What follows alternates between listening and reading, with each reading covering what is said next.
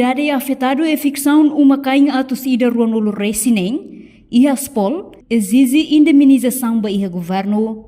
Li husi conferência imprensa nebe realiza ia spol kai kolidili, terça-feira né.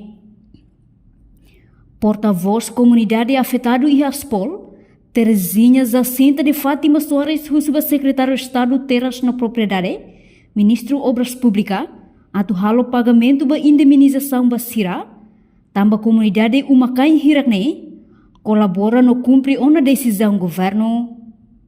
Comunidade afetado uma kain atu sida ruanulu resinem, ia spolne, hamamuk ona fatin desde secretário de Estado Assunto Toponímia, na Organização Urbana for Notificação Basira.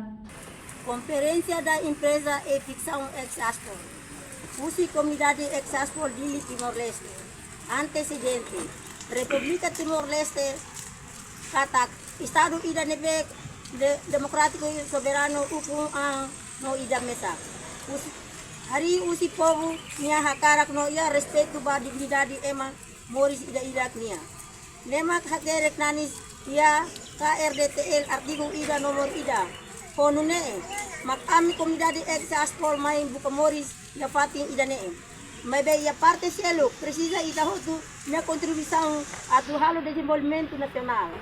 Também mak ami comunidade Ex-Aspol durante ne colabora 100% no cumpre decisão da ordem governo RDT Lihusi secretário de Estado Assunto Toponomia Organização Urbana nia e consegue hamamuk fatin no voluntariamente durante lorong tolu kahat nyalara hahu usi lorong 17 20 pulang kotu opera hamutu ko sua excelência secretário de Estado Assunto Toponomia no Organização Urbana. Depois de ami hamamuk fatin idane laia parte competente liu Ministério Justiça secretário de Estado Terras Propriedade Ministério Obras Públicas, Ministério Administração Estatal, Secretário Terras Propriedade, no Autoridade Local Sira e da parte área. Vítima afetado Sira Mos, husuba seatou, atu cria condição ba Sira, tambah foi na equipa seatou sobre rão Sira nia hela fatin, Sira la ia fatin digno ho di hela ba, reportagem Imaculada Tefa, Televisão Timor Post. Janela informação ba emogoto. Atua tem informação atual dia kliu.